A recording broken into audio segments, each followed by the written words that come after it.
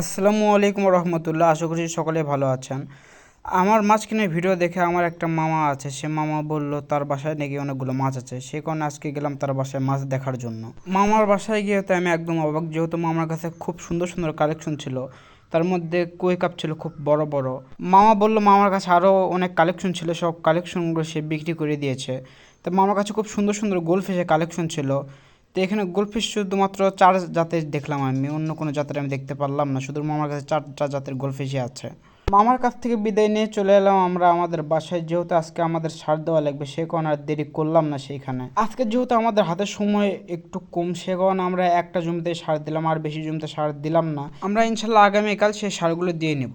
এই একটা জমিতে সার দিতে গিয়ে আমার অবস্থাটা একটু খারাপ, যেহেতু আমি সবসময় সার দিয়েছি সকালে, আর আজকে সার দিতে যাচ্ছিলাম দুপুর 2টার দিকে, সে কারণে আমার একটু কষ্ট হলো। তাই যাই হোক, আপনারা সকলে ভালো থাকবেন এবং আমাদের জন্য দোয়া করবেন।